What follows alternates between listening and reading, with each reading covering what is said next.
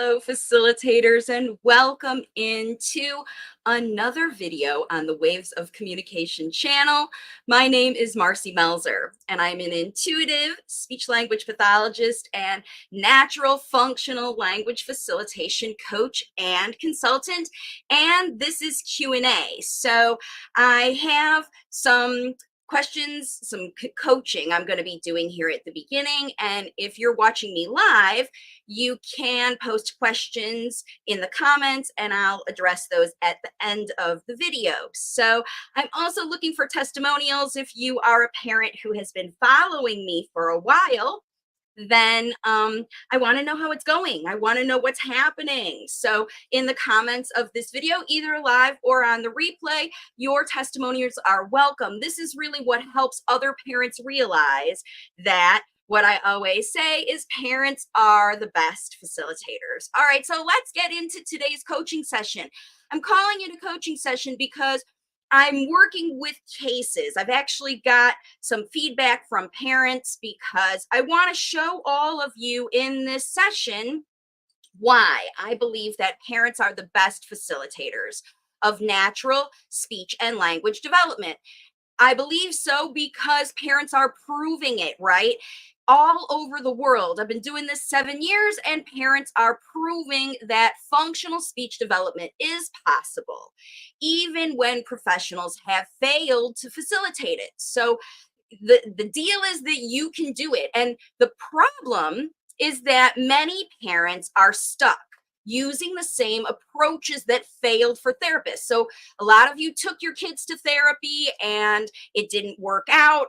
And instead of the therapist doing this prompting and pressure, this has happened. And it happens to parents because you feel the pressure and worry and expectations, and you need to control. You want the progress to happen faster. So that's why you use these things. Now, my free Get Started guide, for those of you who are watching for the first time, this is how you will learn why you're the best facilitator, how to change the habits that you're using, and because you need to change the habits to get a different outcome. And then there's tips to reconnect with your tech addicted kiddo and how to stop that prompting that's keeping you stuck. Like I said, those other things. So what I've done on this video is I've already solicited some responses from parents. They filled out a live Q&A worksheet.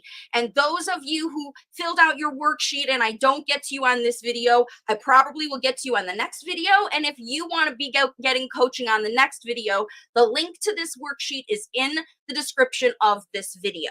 So these parents have provided for me so I can give them better outcomes and feedback. The background about their child's experience. The parents have provided the strategies they used to change and facilitate, and they provided the functional successes and wins as well as their current struggles and frustrations. So in that worksheet, I got that feedback from parents so that I can provide them with real coaching that affects them. Okay, so what we're going to do is I'm going to get into these cases. I've got 5 cases to share with you today. And then if you have questions about these things, or, as you hear me coaching, you can always put them in the comments. I'm going to be watching the comments as we go through so that this can be as interactive as possible. And I chose these 5 scenarios because they're super common. So even if it isn't your worksheet that I got to, you could be experiencing the same kinds of things. Okay, so yeah, I already see some things coming in. It's first thing in the morning. And welcome here, all of you. And here's somebody else from the UK. So glad to have you folks here. Let's get into the coaching. All right, so here's case number 1. This is SA, who has a 4.5-year-old child. And this child had early and extreme tech use, 5+ hours with rhymes, not really language, but limited language kinds of things. And then diagnosed with virtual autism from a clinical psychologist in Australia. So this family's in Perth. And so somewhere in the world, there are actual professionals that are using this term virtual autism. And this mom has been using natural facilitation for about 6 months. And it's not uncommon for parents to be following me for many months and then seeing some progress for a while, but then finding that they're getting stuck. And this is what's happening with almost all the families that are following me. And if this is your very first time watching one of my videos, then you'll see how it's necessary for you to get out there and use these strategies and try it. Because without you seeing for yourself how these things work with your child, there's no way that I can figure out whether they're working or not. So you have to try so we can evaluate and analyze. Okay, now what this mom used was zero screen. So she obviously knew screen was a problem. They took that away and she went to the park. And then she says that she was writing as he requests. So he was starting to show interaction. And let's see what happened functionally as a result of her working on these things. These were the functional changes that she saw. So his eye contact was 2 out of 10, and now it's 9 out of 10. And she says that everything improved in 4 months. He has road awareness, so he's being safe in the road. He has receptive language, so he's understanding, but his expression is nonverbal. So he's improving both his receptive language, but his expression is only nonverbal. It's still improving, but it's probably getting more specific. And this is super common. He tries to communicate by dragging items to you or to people to the things. And then he's also doing a passing ball, more interactive games. And these are things that he wasn't doing before. So just in a few months, she saw those things. However, here are the struggles, right? This mom, even though she has facilitated a lot of nice improvement with her child, he's still not talking. So she's still worried. And she's worried because he doesn't play with his peers. His stimming issue started after age 2 when he started the screen, jumping and lining up. And then once she stopped the screen, these and more stimming issues started, like finger flicking, side eye looking, head banging, laughing, and excessive jumping. And it's been 2.5 years that she stopped this screen, and she's using these other little things. And so she's worried because the stimming is not going away. Is it actual CA, which is classical autism? Because in the worksheet, I did put out a caveat that says all these stimming behaviors, because it happens that every parent watching this is seeing stimming behaviors in your child. It is an effect of late talking. When children don't have language, functional language to share everything they're thinking and feeling, it comes out in behavior. And remember, these kids use these behaviors over and over and over again to teach you to respond to their thoughts and feelings, not just what you think and assume they want. They want you to listen, hear, and see them when they're watching. And so they're going to do these behaviors over and over again. And if you're just looking for speech and you don't like these behaviors, try to squash these behaviors, this is why the behaviors will increase. And STEM behaviors start with screens, because remember, these children are switching. As soon as you introduce these nonverbal or limited verbal, we're talking Cocomelon, rhymes, ABCs, the same content over and over again. Even if your child is choosing after age 2, they're controlling the device themselves. They're choosing that little bit of the language to listen to over and over and over again. It's limited. Their focus is on the same limited things over and over again. Why? Because they like it. It gives them a dopamine hit. And they use these finger flicks, side gazes, all these things to try to emulate those visual experiences, the flashes, the movement, all that stuff that they see in this content. And they want to create it because you took it away. They never get that anymore. This kid for 2 years is still remembering and flicking and doing to create it because they need it, they want it, they chose it for a reason. It did something for them. Whether you thought that was good or bad, the child thought differently, and that's why it happens. Okay, so now it's been 2.5 years. This parent is concerned.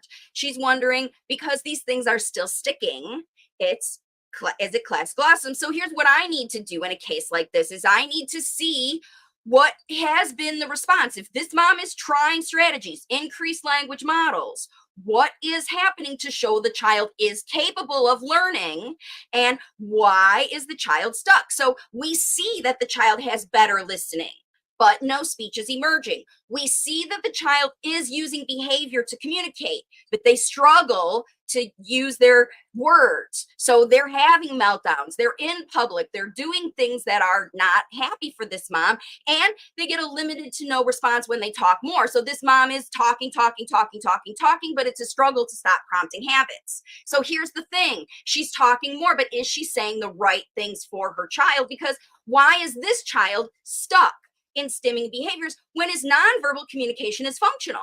Because he is. He's dragging, he's pointing, he's showing. And whenever he's upset, he's doing the same thing over and over. So parents are responding. And then the thing is, when the parents are responding to this nonverbal communication, they're responding with a prompt, a question, a why are you doing this?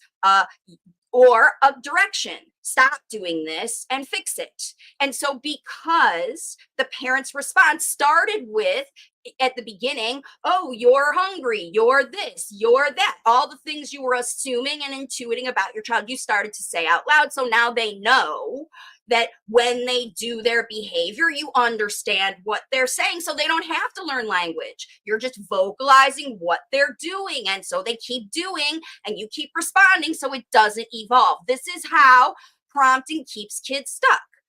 It keeps you in the job of always intuiting. What is he thinking? What is he doing? What is he wondering? What is he thinking? You're thinking this, you're thinking this, you're thinking this. And so the strategy that this family has to do is get out of trying to read this kid's mind and then prompt them to say what they know the kid is thinking or doing because they're trying to read their mind or they're looking at their previous history, but they're responding with a question or a prompt. Oh, I know you want this, say it.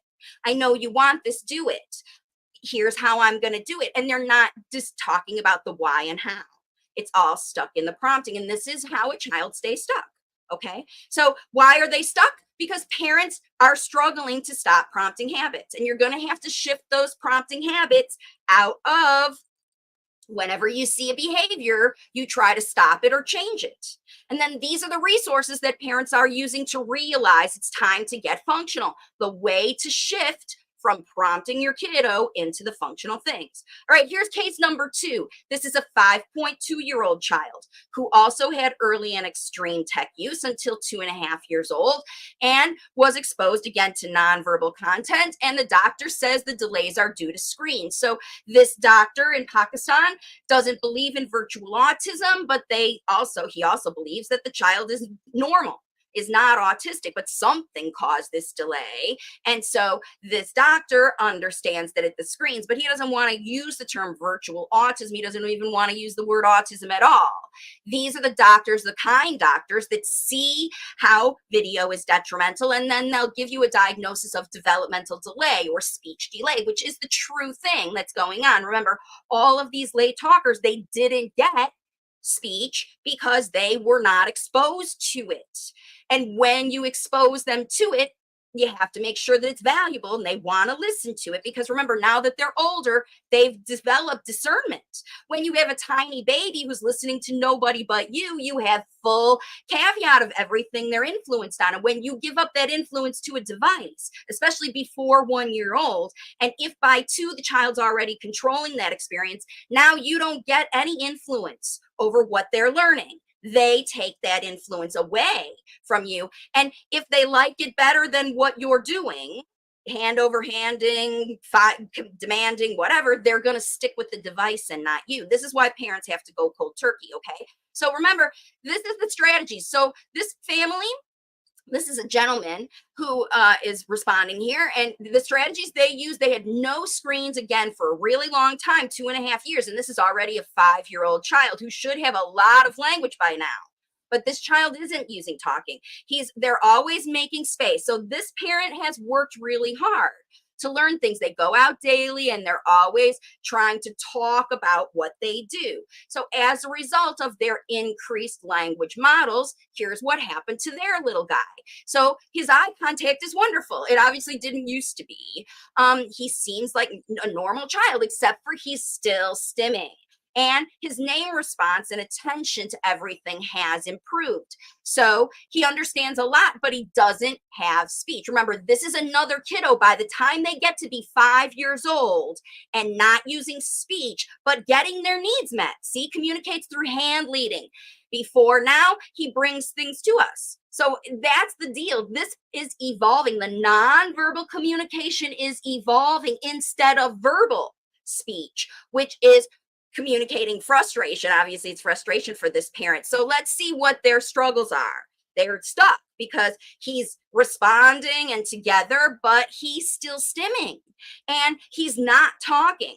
The dad says he's understanding a lot and improving a lot, but it seems that he doesn't even know that speaking is something.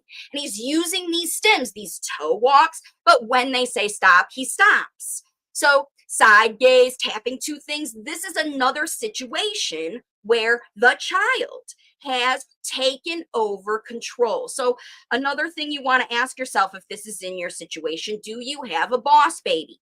Is your child controlling you? Do they just move, or are you just stuck in the habits of anticipating their needs like they are a diva, a prince, a boss, or whatever? Oh, he's hungry. I better cook his food and deliver it there before, instead of involving this child in the preparation of the food. This is a 5-year-old child. This child should have lots of independence in their life, and they probably already do, this 5-year-old boy. Whenever possible, if the parents have done any ABA therapies or other kind of demands or things that are, when they tell him to stop, he stops. So he knows how to respond to directions and commands. And when this is all a child is hearing, because you're anticipating, you see them walk into the kitchen and you're making assumptions. I assume he's hungry. So now I just start directing him. You're hungry, get your food, get the pan, get the whatever. Right? And because again, this child understands that you understand their command, their need, their want, their desire, and how you're making them do the job to do it themselves. But at least you're there with them for, coaching, teaching, step by step. Now you got to do this. Now you got to do this. And everything they do, you're correcting and fixing and all of that stuff until the child learns to do it independently. And now they don't want you. Now they're sneaking into the kitchen by themselves to cook and turning on the oven and cracking eggs and doing all this stuff. Because I just had this conversation with another mom in South Africa, or not South Africa, in Africa. And she's, finding the same thing. She's like, I had to quit functional teaching in the kitchen because my son started going to sneak behind my back and use sharp knives and do things because he wants to do everything his way. And these are kids that are in charge, right? I want you to cook for me now, and they'll do some behavior to make you stop what you're doing, go respond to them, and start cooking with them. And this is families that don't have boundaries around the things their kids want, and they're not doing them in a cooperative manner. They're just responding. They're either you're forcing the kid to do it with you or you're doing it for the kid, but regardless, it's getting done without language models happening, without talking about why the child's hungry and why it's okay for them to eat this food and not that food, and why it's okay for them to cook now and not now, or why you're important to handle the sharp knives or the things that you don't want your child into, because they're independently getting into them. Because every time that you do things cooperatively, it always has to be your way, the right way. Wait, stop. If you find yourself saying these words when you're together with your child's in activity, wait, stop, watch me, do it like this, hold on. Those are not independent. Your child, let's get dressed, go get dressed. Anytime you use those words regularly in your teaching, you're teaching the child that you're not allowing them to do it their way, that they have to do it your way. And if they agree with that way, brilliant, they'll keep doing it. But if they don't, they'll sneak and change the rules on you. And that's what happens to keep kids stuck. Like, this child's not interested in learning to talk from these language models. He's listening. He understands them perfectly, but he doesn't like them. He doesn't want them. It's not helpful to him what these people are saying, and that's why he's struggling. Okay, so we're going to see that this child is improving, but he doesn't even know speaking is something because his nonverbal communication is working too well. Okay, he doesn't have to talk, so it's not working, and this is it. Why is he stuck in these stimming behaviors when nonverbal communication is functional, just like the other one? Okay, if he's using better listening but no speech is emerging and the nonverbal communication is evolving faster, this is where you need to start to take on a different approach in what you're saying to your child. Remember, if screen alone caused the delay, then why has speech not emerged naturally after almost 3 years of screen fast? Okay, and this is what all these parents are wondering. Why did it happen so fast for this family and not so fast with this family? The difference is in what the parents are saying to the child, how they're talking, what they're saying. It's the right words, the right way, at the right time. Now, if you are in a cooperative activity with this 5-year-old child, any child who's over 4.5, and you're doing this thing together and you keep saying the same things that you said when they were 2, hold the brush your teeth, do it this way, do it this way. That's where you're missing out, because these children already know that language. They understand those cues. They don't know they're not even listening to every word you're saying. They hear the cues and they watch your behavior and they're just following what you're doing non-verbally because it's working. Remember, you're getting through the day with this non-verbal communication that you're also using with your visual demonstrations and your hand over hands, and everybody's stuck in this nonverbal language, just getting through the day. And how you have to change this is you have to evolve. So now, here's the big tip.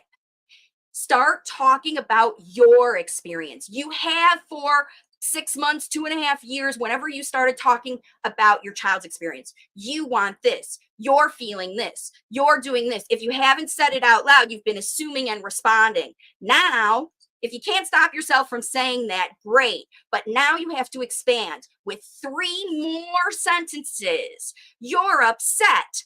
Why is he upset? You don't want to wait for me to cook for you.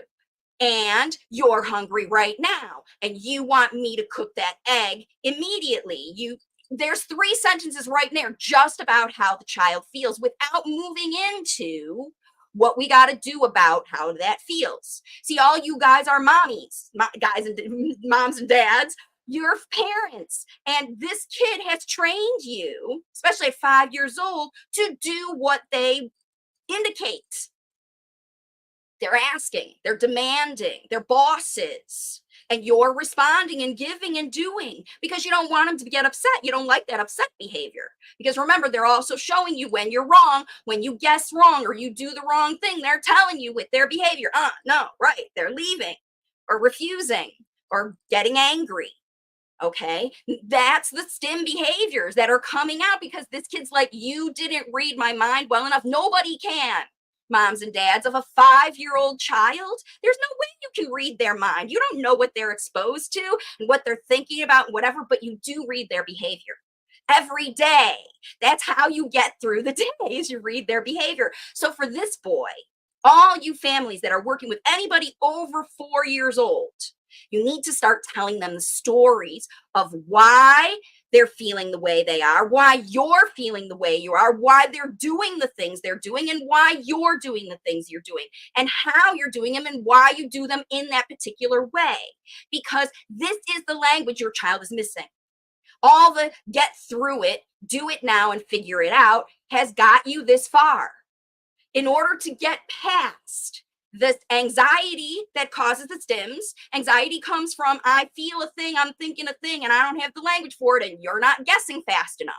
You might guess eventually because you keep making them do it. Show me again, do it again. Because that's how you get through the day. It's the only way you're getting through the day with a child that's over 4 years old and still not using language. They just trained you to understand their nonverbals. This is why they don't succeed at school, because you've spent since they were infants learning this nonverbal language. They taught you day by day by day. Respond this way when I do this. This is how I tell you I have to go to the bathroom. This is how I tell you I'm hungry. This is how I tell you I'm bored. This is how I tell you I want your attention. This is how I tell you I'm scared. Right? You know these things of your nonverbal child, and this is why they're still nonverbal. Okay? Because you're just responding and not giving them the language they need. All right? And so this is what we're going to find. You're going to see a lot more of these older kids. Now, please like and share this video, and keep watching. If you've got questions, you can post them in the comments and I will get to those questions at the end. All right, moving into the next case. Case number 3 is a 3.11, so almost a 4-year-old child. And again, we're talking about early tech use, 2.5 years old. This child moved country 2 times before 3 years old. So even though he's already, been off tech for more than 6 months, there's another environmental factor in this child's life. Not only did they move country, but they moved country to a place that wasn't speaking the same language. And the child's struggling to retain learning at preschool. Okay. Now, what the mom has done at home, this mom, she's taken many courses. In fact, everywhere she's moved, she's been recommended to take a course from the Hannon people. If you've seen the Hannon people, it's like it takes two to talk. It's all about, they were designed for parents who live in areas where therapy is not readily available, rural areas or areas where your therapist is only seeing you on a consultation, because they believe, like I do, that parents are the best facilitators. However, many of the recommendations in the Hannon program are similar to the kinds of things that therapists do. This exchange-based, getting your kids to talk and imitating and things like that. Now, I can't say it's all bad because it worked a little for this mom. The issue is there has been so much inconsistency in this child's life, right? And then the mom also is using her own phone and laptop less in his presence, which meant that was a big part of what was going on before. There was just a lot of detachment because everybody was busy. I can't imagine moving twice in a couple of years' time doesn't take a parent's job. So, but this child made a lot of functional changes. So again, there's not even a lot of video stuff going on here because this child is talking and he is actively learning language every day, interested in learning more words, repeating every word we say that he hasn't heard before. He loves this attention and he wants to be included in conversations. And she also says that he gets annoyed when she's talking to another adult and doesn't talk to him. And now this child uses 3 to 4 words to communicate what he needs to describe what he's doing. And remember, 6 months ago, this kid wasn't talking at all, maybe a few single words. But because over the past 6 months, she stopped the screens and started focusing on her Hannon work, like her interactive play, really cooperative play. And she's talking so much more to this kiddo. He learned, he figured out that, hey, speech is good. And when I say words, it makes you happy. And I want to try this. This is the mindset you want your kiddo to be in. But there are current struggles because even when, and I'm just going to call all of you out who are like this, maybe you have seen a lot of progress. Maybe your kiddo is starting to talk, and you'll see that in some of the other cases that I have, that these kids are saying words, but it's still not functional. Like they're using things and they're labeling the boy and the ball, and I see a thing and I want X, and they're using lots and lots of language, but it's just stuck at that needs-based level. Okay. So that's what she's struggling with because she knows it's not his best language. It's still kind of scripted, still kind of forced, still kind of imitative, because remember, he's just parroting at this stage. He's not coming up with his own. She still has to talk first. And so she doesn't feel good because immediately she's not prompting and he's not talking immediately. And this is what happens to parents that makes you feel like you're not doing it right. Because I just have to let you know that with natural language facilitation, it doesn't work like that. You don't say words and your kid says them automatically unless they're in active learning mode. And then they're not saying them for you, they're saying them for themselves, so they can practice and learn. Everybody learns language this way. This is a normal Gestalt learner. He's listening and picking up and applying and connecting all the dots in his brain to figure out how to shift his behavior into functional language. He doesn't have to use these behaviors because at least he has a single word now. But because that just limits him to wants and needs, whenever he feels something, he's still using behavior. And that's why this mom is concerned, because we're getting speech, but not all the time. And the things you're not getting speech for are the things that look like stims, that look like autism, the frustration. Remember, that's where it's going to come out. When a child really wants something, when they're mad or they're doing something, you'll see it in a future thing that we're talking about today. So remember, here we've got this mom doesn't feel comfortable and she doesn't know what to say because she's prompting and she's trying to stop prompting. But when she stops prompting, her kiddo doesn't imitate immediately. And so it's confusing. So I get it. The child struggles to communicate feelings without behavior because that's right, he only knows needs based. And he's using this inappropriate behavior in public because he's at this 3-year-old stage where he is testing every single behavior to see if it's good or not. 2.5 to 3.5 or 4.5 is where the boundaries have to be established for your child. Because if there's no boundaries by 4.5, we see kids like this 5-year-old who's running the household. And this 3-year-old's trying to run the household, and the mom's like, am what I'm doing is working or not? How do I, she's exhausted and overwhelmed because this little guy is pushing her buttons on purpose. Why is he doing that? Because she's been so responsive. Remember, he's in the teaching stage. This 5.5-year-old that I just talked about, they already went through this when he was 3, where the parents were like, what does that mean? And what does that mean? And what are they doing? And what are they doing? And this little guy's doing it with speech. When I say this, what do you do? When I say this, what do you do? Do I get what I want? Are you going to make me talk more? And all of that different stuff could be going on. I don't know what's happening when your child brings speech to you, but when he uses these emotions, you can't handle it. And that's what's going on. So how do I help him manage his emotions? And how do I help him communicate his needs without tantrums? And then use words to express. How do we talk about experiences or whatever without using the stimming stuff, right? That's it. He just wants to know how to tell stories and share what's going on in his life. Okay, so remember, that's what she's saying. Sorry, I've got it here. How do we help him? He's starting school in September, but the preschool and the body they work with have been on our neck to take him to special preschool before he starts school. So remember, this little guy is not ready for school. And remember, he had video exposure. He had a lot of change. And they were speaking different languages. They had high expectations because that's how it goes with some schools, especially, wherever you go, you don't know. They expected this child to sit and listen and perform and do all that stuff, but he was a late talker before when they sent him to school, and he was using his vision and trying to figure out what's going on. And as soon as the environment changed again, he left it behind and focused on his current environment, because kids who are late talking, they have to be hyper focused in the present moment because they don't necessarily understand everything that you're saying. Like, they'll pick up words and they'll look at your directives and stuff like that. But as they're developing their comprehension, functional comprehension of complex language, they're still stuck in there looking, and their listening is not good.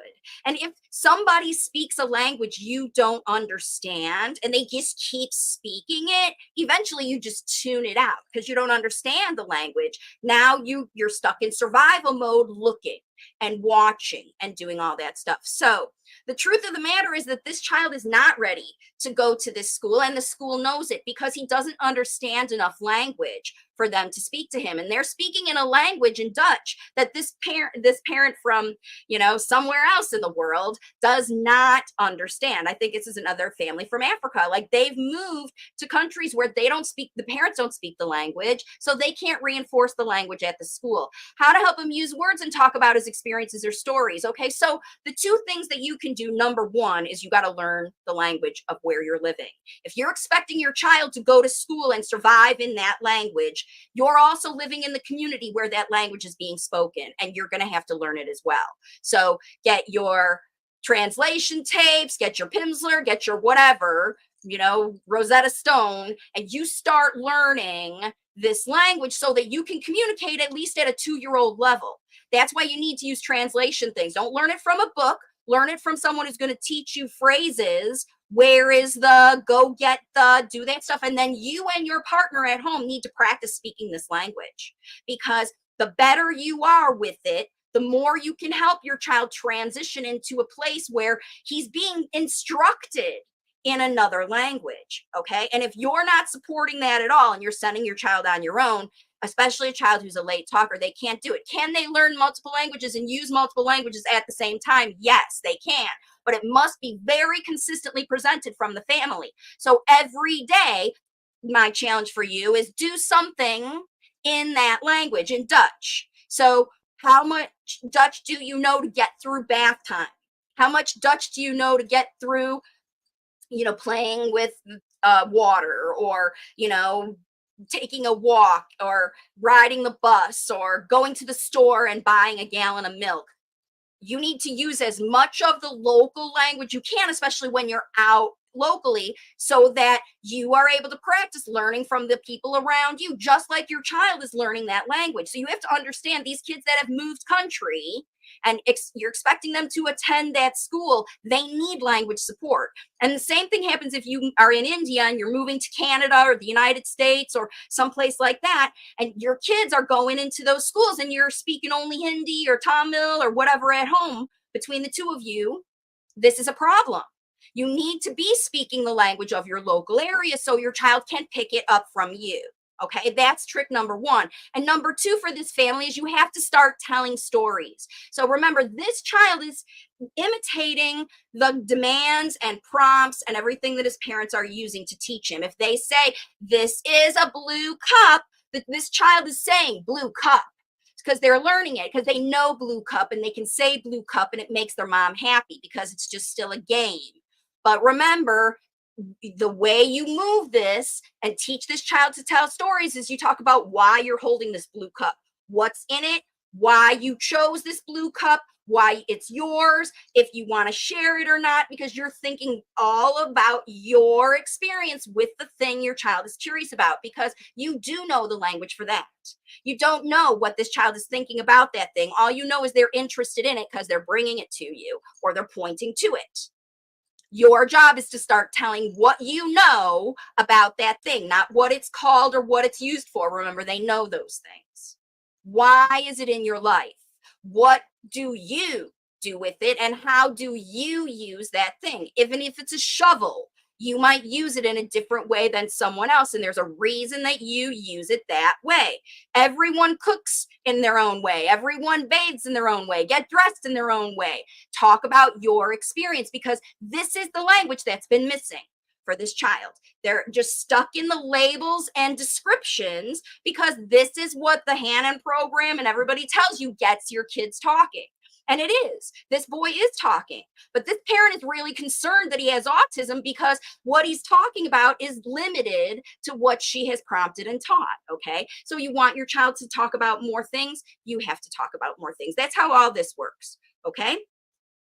Now, remember, the way that we do this is getting to functional. How do I help them manage? So here's the situation. I've actually already talked about this. Remember, this is what we know. Why is this child stuck memorizing words and spelling? Because he loves to spell. He loves to say things. He loves to do it because he's getting the dopamine hit of good job. You know it. Awesome. Just like the kids get in therapy. But he's also memorizing these words to build his vocabulary so he can develop language. But he's stuck memorizing words because he's not hearing anything new. And that's where he is right now in his language development. And if the child is combining words to express wants and needs, I want blue cup. Why is he still using behavior to communicate? And that's because the language he's hearing is not based on anything besides his wants and needs. Someone is being very responsive to this child's nonverbal communication. You're hungry, here's your food. You're thirsty, here's your water. Or you're hungry, go get food. You're thirsty, go get water.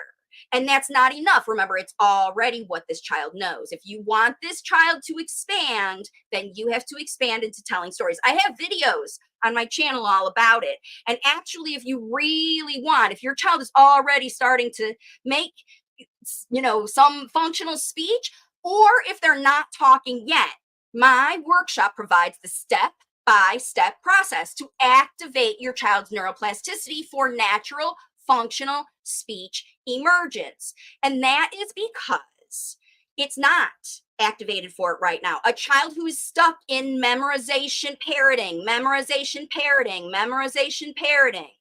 that's not functional language learning, that's memorization. So it's just like if you're going to memorize a speech to be able to tell it, and you're so anxious about giving that speech and you want to get it perfectly, do you remember every word in that speech later? No.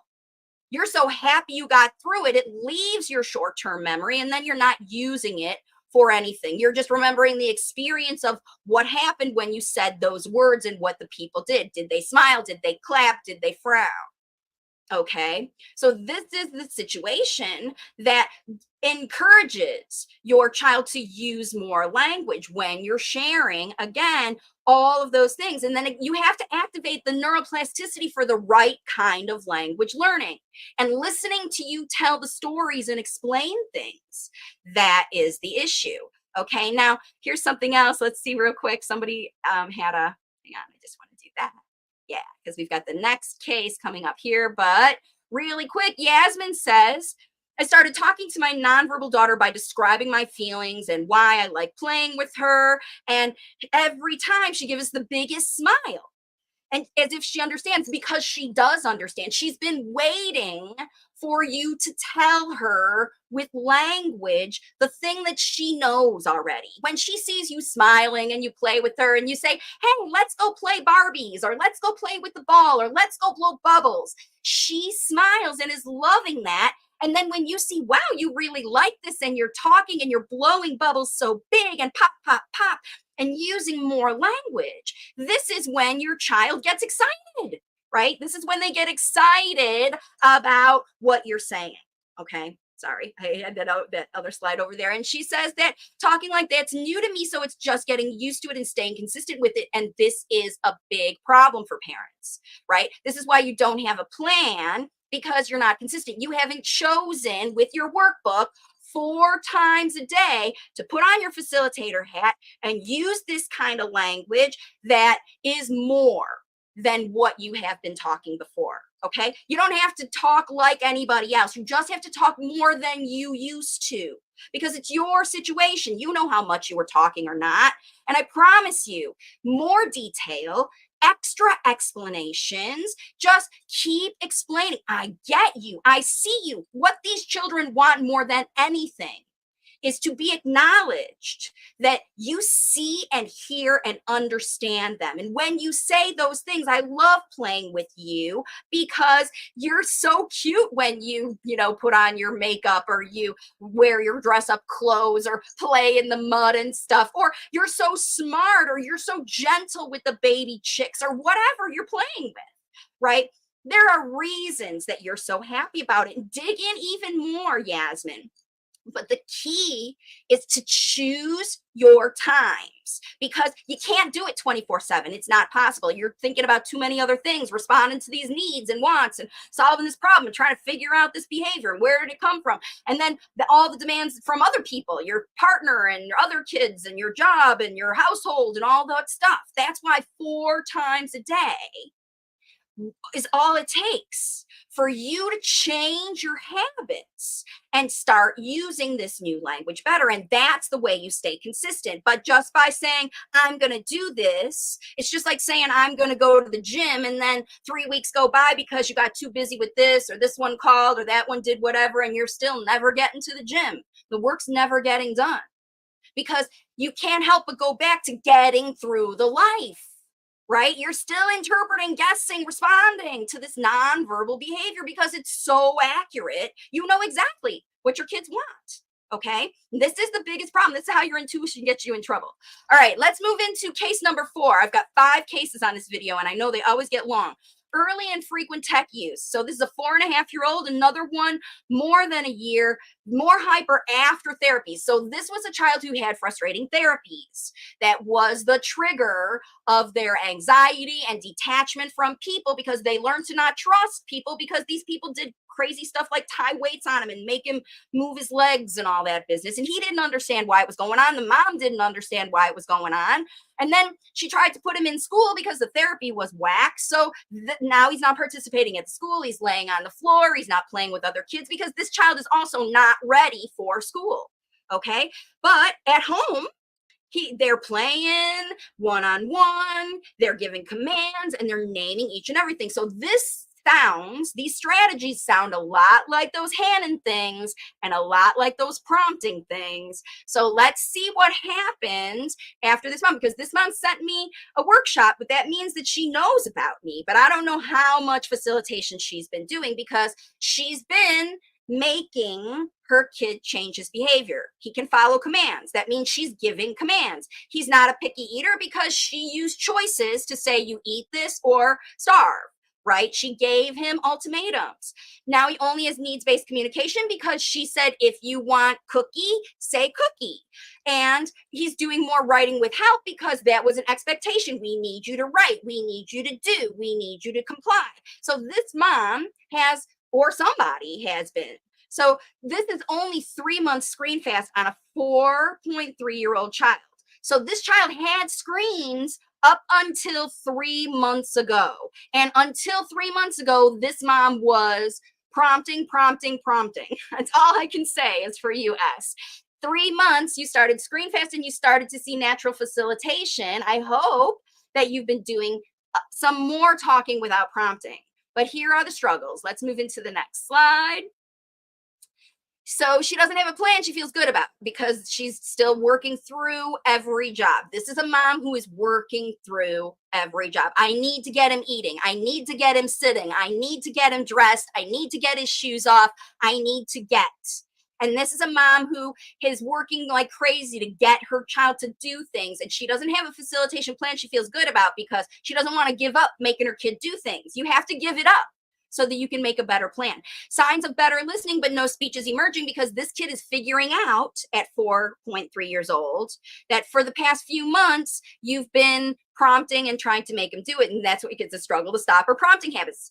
And her child was refused or kicked out of school because he's not ready. So this is the major issue. This little guy is showing his power. He's tired of being prompted and controlled. So he's taking back his power by running around, biting things, fixing on objects, any syrup bottle, beautiful boxes. He's doing things to trigger because whenever he grabs these things and shows people he's grabbing these things and obsessing on these things, they respond and take them away and say no and give him attention and tell him to do things. And he probably laughs at them because he's trying to take back his control, this child at 4 years old.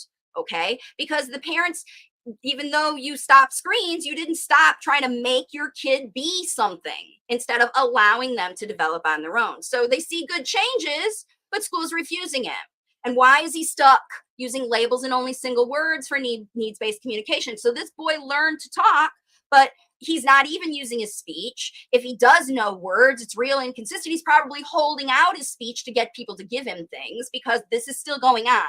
Some people are giving him stuff or experiences in response to him saying words. I know it's still going on because if it's still, that's the only reason kids stay stuck. If they don't, so this is what happens. When parents stop prompting, kids move into what happened with the last case. They start to imitate because you start to talk about things instead of just labeling or whatever. And that probably, again, this child's a year older. So they did all that. This is a this is a that, this is a this is a that. And every time he said it, cup. Good job. You said cup, cup. And so he got his dopamine from people saying good job whenever he imitated a word and said a word until he knew all the words. And he got tired of imitating the words and he got smart and realized all these people are just manipulating him and withholding things to get him to say words. So now he's turning the tables because this is what happens to these kids. They get stuck. They're only going to use the minimum because they know you're going to give them something when they do the minimum. So if you want them to do more, they're going to sneak and get it on their own. They're not going to do more. This is why you're stuck. Oh, no, he's not improving. He's only doing the basic stuff. We want him to say, I want cookie instead of just cookie, but he's not. Because he knows if he makes a behavior and just says cookie, cookie, cookie, cookie, eventually you'll give it to him because you're trying to stop behavior. And it's a bribe. And how can parents help this child choose to be social and learn more cooperatively from others besides mom and dad? You have to get functional in your teaching. You have to stop making your child's experience dependent on his performance. Okay? And if you show me videos or take videos of yourself, anybody who's stuck like this, record yourself, watch yourself, listen to what you're saying. This is how I do a video analysis. When parents send me videos and everything out of their mouth is a question. Do you want this? I just had a mom send me this who's booking a consultation with me. They're taking their little guy to a restaurant. Everything they said to him is overwhelming to this boy to go to this restaurant and pick food and stuff. Even though it's familiar food, the idea of going to this restaurant and saying, hey, waiter, I want to have a whatever is the parent's dream. but the child doesn't have the language to do that. So they're just trying to pull it out through the restaurant. What do you want? Do you want this? Do you want this? Look at this. This is desserts. This is whatever. This is all just trying to get the kid to perform, because when they perform, you feel better. Okay. And this is why parents don't stop prompting. This is why they fail to give it up, because you get a dopamine hit when you say something and your kid says the right thing. Okay. And that's why you don't want to stop. Okay. But you have to change. You have to change out of it. And the way to learn, again, is with the resources that I have, because you have to give up this prompting and you have to replace it with something else. And that's how the workbook can help you, because you choose the things that you're going to work on, and then you watch yourself that you are facilitating those things.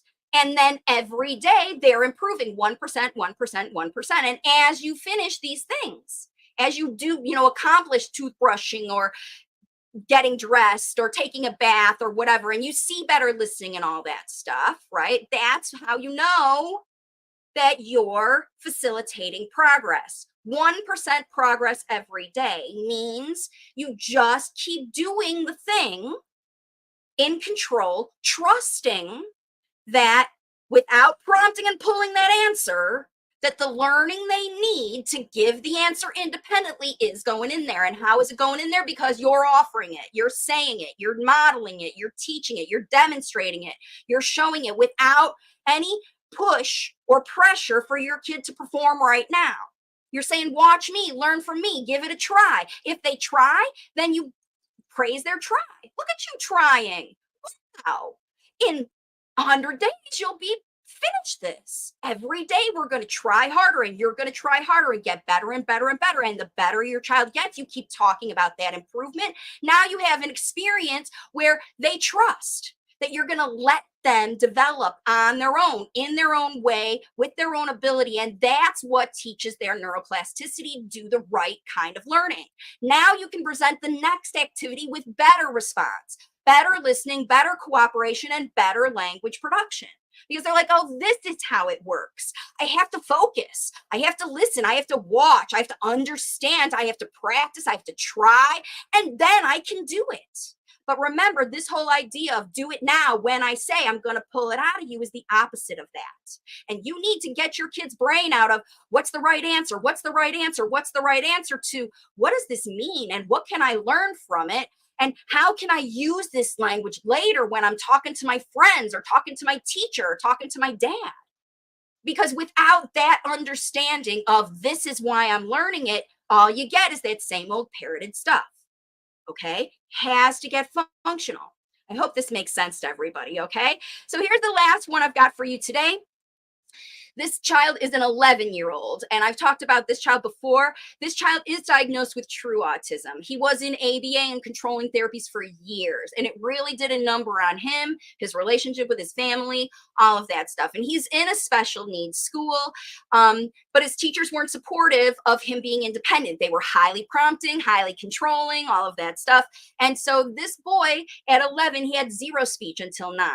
His mom switched to facilitation. She took him out of ABA, and that's how she got him into the school she got him into now, because at least he's, complying better and not stimming so much. So he still does stim though. And that happens. So the strategies that she's used is reach and teach to regain connection, because remember, he didn't trust anybody, this 11-year-old guy. By 9 years old, he was untrusting of the world. He was hyper independent and really stuck in nonverbal communication and stims because he was so anxious and frustrated all the time. And the functional activities that she added just this May, after working with my platform for a while, cooking and folding and all of that other stuff, this is what helped her reach this child and show him that he can be functional, that he is smart, that he can do things. And so this is what happened. Her son's listening and expression improved after implementing functional tasks and responsibilities. His behavior, like inappropriate laughing, has reduced, and he's able to speak more. And she's able to use his school textbook to explain the concepts and improve his comprehension. So even if he's missing stuff at school, his mom can use her language facilitation to help him understand the concepts at the school. This is, again, why you need to be speaking the language of your kid, even if they're in preschool.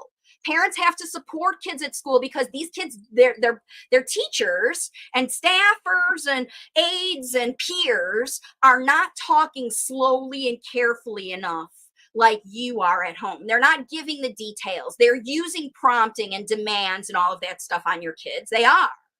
And so your kids are having to navigate these people who don't really know how to work with them as well as you do. And they're getting through the day at school. And this is what happened to this boy.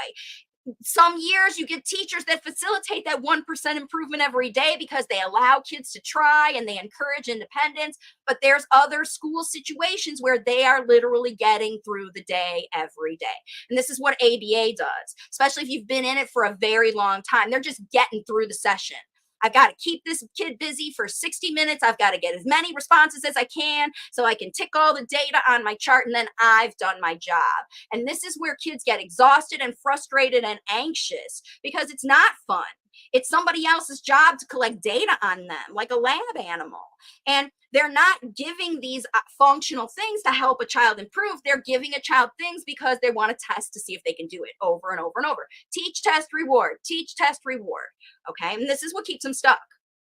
Okay. If you're teaching, testing, you're testing, remember, say it or I'll give it, then you're contributing to what keeps these kids stuck, right? So all of this improved. Now he says what he knows. If he's looking at a story or a concept in a science book or something, she explains it and he says what he knows. And this is really key for this kid who 2 years ago didn't talk at all, right? His speech is improved, but it's moving very slowly. So he's probably still only using 2 or 3 word phrases max, especially outside of the house.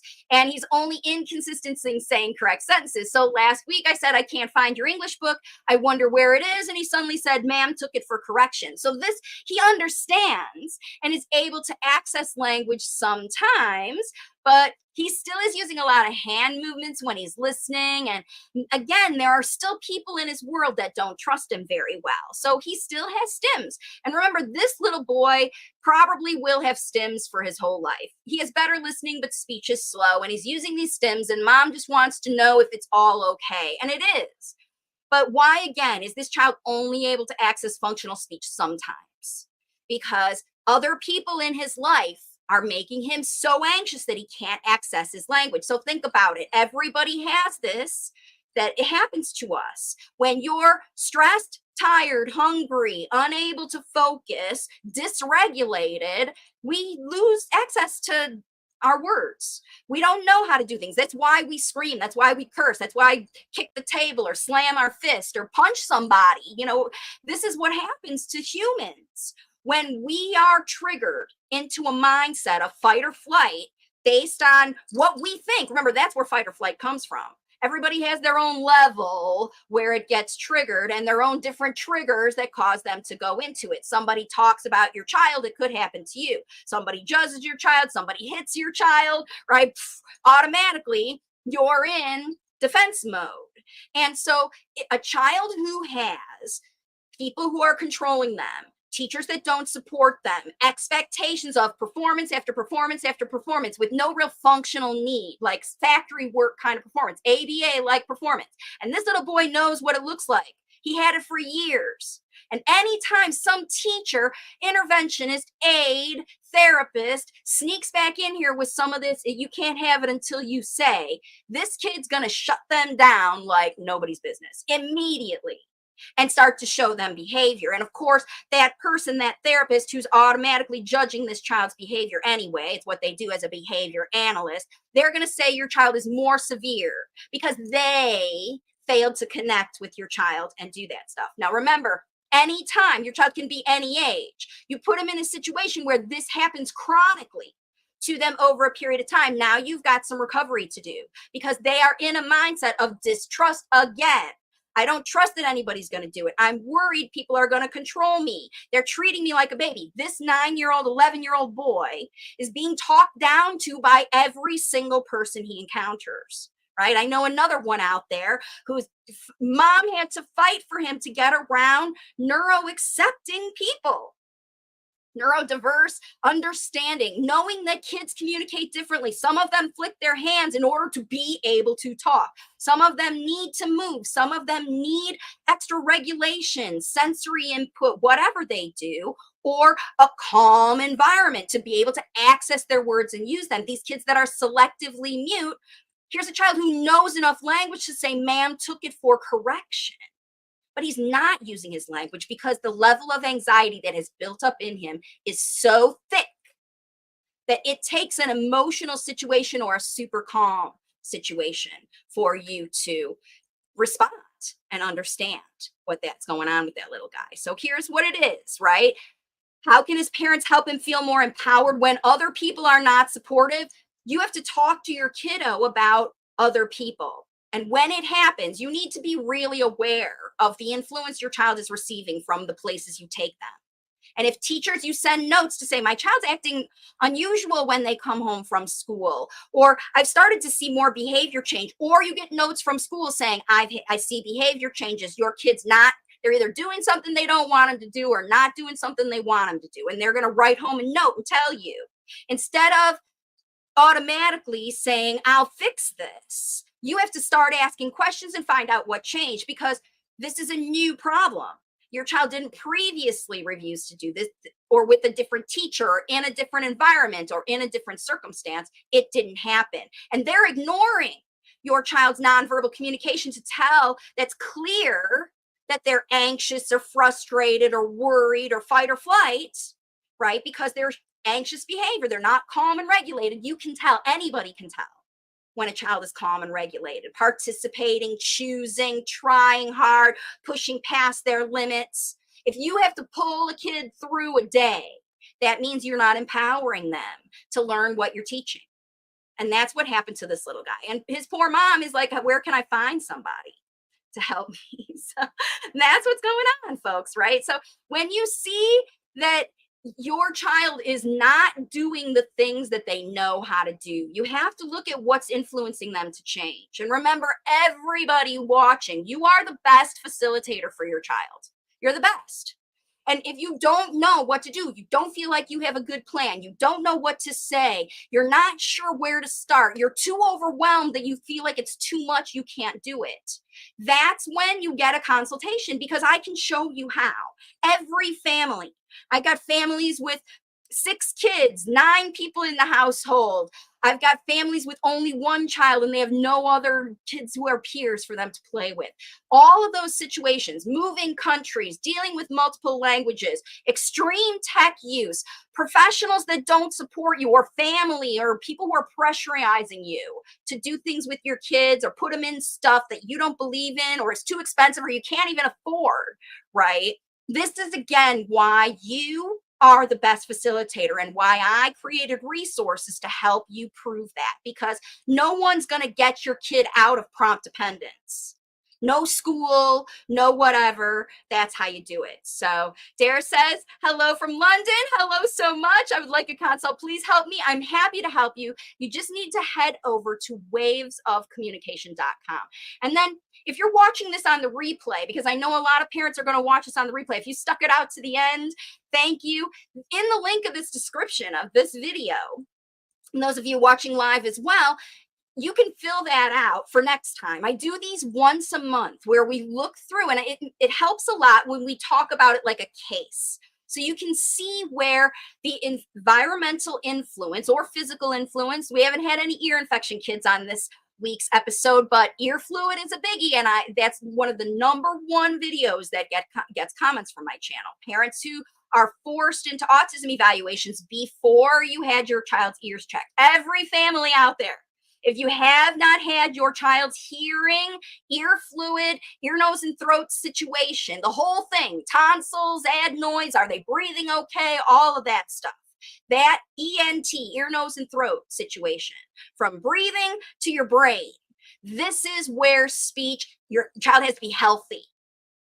And then the rest of their body, their hands have to be able to manipulate and try and do things so that they can take the input from their manipulation. Their legs have to work, or their body has to be able to go so they can investigate and target things they want to go and learn about, right?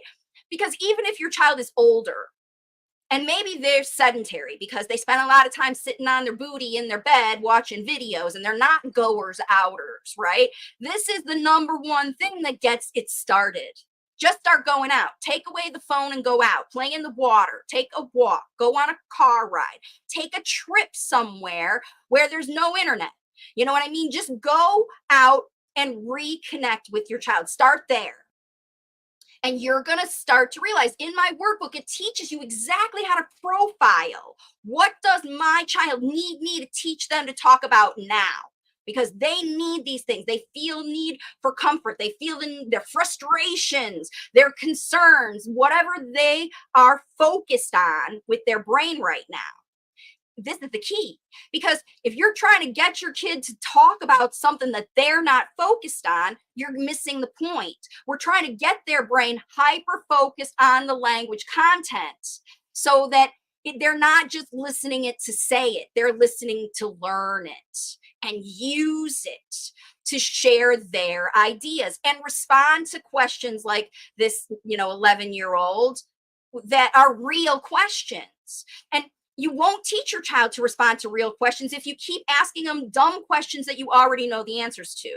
So again, the idea that there is no stupid question, there's no stupid question if you don't know the answer. But if you're literally standing next to your child looking at a dog, and they know it's a dog, it's a dog, everybody knows it's a dog, and you say, what is that?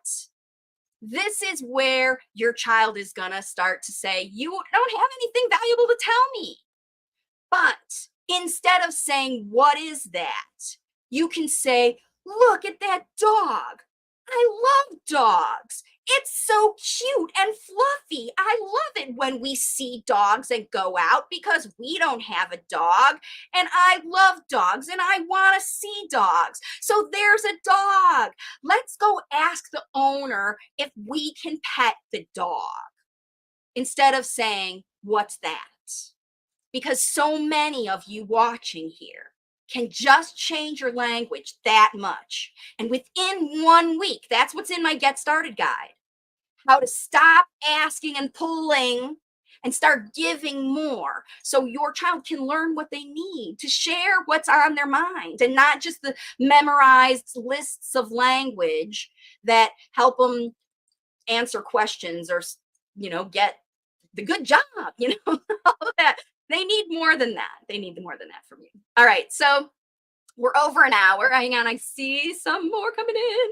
So she says, okay, thank you. We have ENT issues. So ENT issues, and anytime we have, because remember, there are many, many reasons. This is what I'm going to leave you with today. There are many reasons that children are late talking and stay late talking, right? So there's a root cause. And that's the tech exposure, ENT issues, chronic, trauma, moving to a new country, parents leaving a kid with a quiet caregiver, all that stuff that happened during COVID, all of those, that's a root cause. Genetic, you could be a twin, you could have genetic issues, you could have all that other stuff. These are, physical things and environmental things. And then when the delay happens, the mindset things. Now we're going to become therapists. Now we're going to therapize our kids or pass them off to somebody else. You've got to do it. Give them away to therapists, but still you're not providing the language they need. Remember, it always starts with parents. Parents are the best, first, and most influential influence of your child. You brought them into this world. God gave them to you so that you can help them overcome whatever's going on in their life and develop the spoken language they need to share their wisdom with the world, because these children are brilliant. They're our next scientists. They're our next business owners. They're our next politicians. They're our next, way showers in the world. And without spoken language, they're not going to be able to share their message with the world. So it's up to you to get them talking. So yeah, would they be considered a language disorder? It's only a language disorder if language doesn't develop naturally. So remember, most of these kids, I just call them all language delayed, because if they're not developing language in the proper way, if they haven't developed by their age, I'll just put this back up, they haven't developed by their age norms, they're considered disordered. They'll use the word delay under 3 years old, but if your child's not talking by 3, they will give your child a label. Remember, any healthcare system is a sick care system. If you're using government funding, NHS, insurance, grant money, even working with some, nonprofits, you're not going to get the funding to pay for the therapy unless you get the diagnosis. And remember, for natural language facilitation, that happens in your house and your community and your car and your bathtub and your backyard and all of those places. You don't need a diagnosis for that stuff. Never need a diagnosis. In the US, language disorder is not diagnosed like abroad. It doesn't matter what the diagnosis is, Miss Maya. If you're focusing on diagnosis, then you're missing the point of this video, right? Other people are going to call your kids whatever they call them based on their influence. People will be firm in their belief that your child is autistic because they don't believe in virtual autism. We saw here, there are physicians that believe in virtual autism or not in virtual autism. And that's the thing. She says, okay, because the reality is it doesn't matter. What you want to do is you want to help your child eliminate the symptoms that give them a diagnosis, and then they can't give them the diagnosis anymore. So if it's late talking, and that's causing your child to have all these behaviors, then when they develop language, you see the behaviors decrease. Now, whenever we see these kids that are stimming, they're always kids that aren't talking, right? The kids that start to develop language, that real functional language they can use, they don't need to stim. They're not frustrated. Their ideas are coming out of them and people are understanding them because, just like I said before, parents, these kids want to know, the first thing they want to know before you start talking at them is they want to know that you understand them. They want to know that you want to help them. They want to know that you believe that they're smart and they can learn, and that that they've been frustrated or stuck in fight or flight or resistant to learning language because they've been anxious and frustrated and all that stuff. And you want to help make it easy, right? Because that's what it is. That's what it is. It is so hard to navigate the systems. I get it. And this is why I left.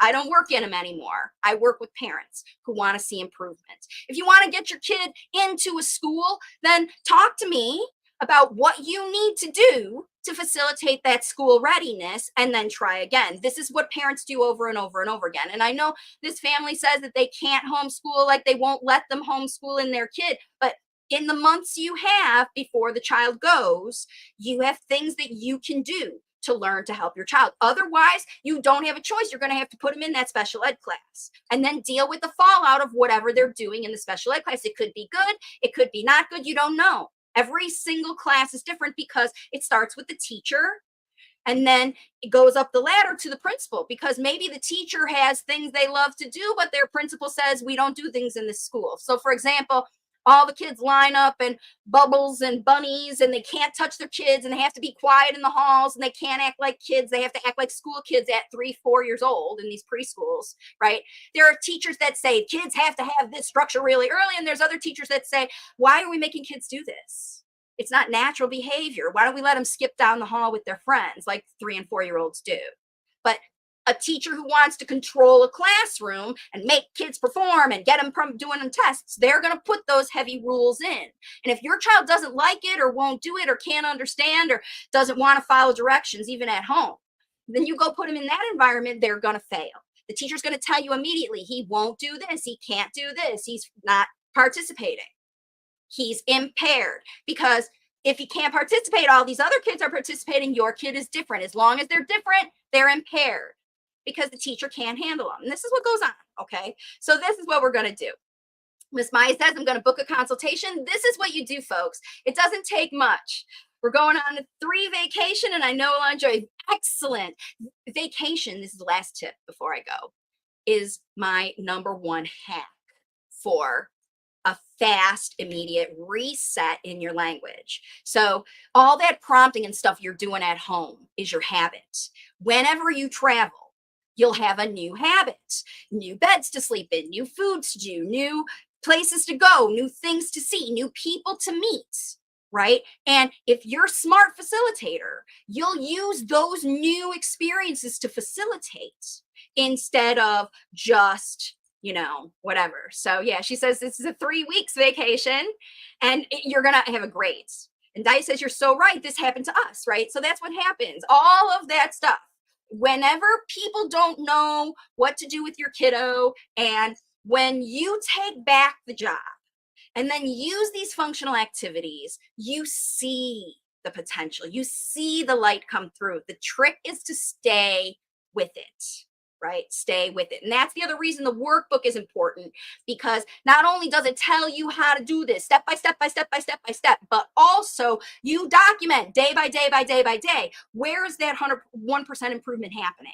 What am I doing different? What are they doing different? How is it actually turning into something functional that we can use, and not just he's saying more words, but I still have to get out his favorite candy bar to do it, all of that. So she says, how little one parents are talking to each other.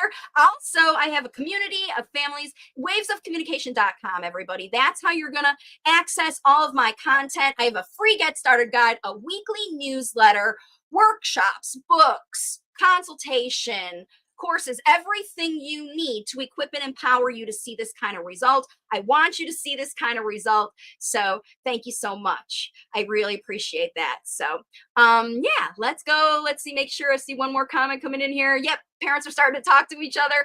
Enjoy the session, everybody. Thank you so much for joining me. If you want your family to be considered on the next Q&A, the link is in the description of this video. You can fill it out now, and then I'll be reviewing. And then those of you who I didn't get to on today's video, I'll probably get to you on next time. So yeah, I'm always collecting testimonials from people, but that story, that background is super important, because you need to consider your child's entire history when you decide what's going on to get them late talking and then keep them late talking. Because that video time, if you stop videos and all that stuff, but you keep prompting, or you keep demanding, or you keep pulling your kid through, or you keep passing it off to somebody else, those symptoms, they'll only get so far. Needs-based stuff, and then stim, and I want. And you'll get frustrated and feel like it doesn't work, and then want to either quit and give up or give the job away to therapists again. And my program helps you go through all the levels to the point where your child is so empowered about their speech that they know a thing and they want to teach you. Watch me do this. Watch me build this. Let me explain how to do this. I want to tell you the details of my situation, because the only way your child's going to learn that language is that they hear it from you, because they're not hearing it from anybody else. Everybody else is talking down to your late talker, and you have to be the one that gives them the language they've been missing to help them catch up so that they can surpass these other kids, because your kid's smarter than some of these other kids that are talking, right? You know it. So Usmaya says, thank you so much for watching again. And that's it for live Q&A. I know these sessions are usually a lot longer, but I'll be back next week with another video. I've got a really nice topic that someone suggested to me about the difference between developmental language disorder and auditory processing disorder, and how this is a real thing that causes late talkers, and a lot of people don't know about it. So I want to talk a little bit more next week. So stay tuned, subscribe to the channel, all that business, like this video, and really, really appreciate it. Thanks so much for joining. Bye for now.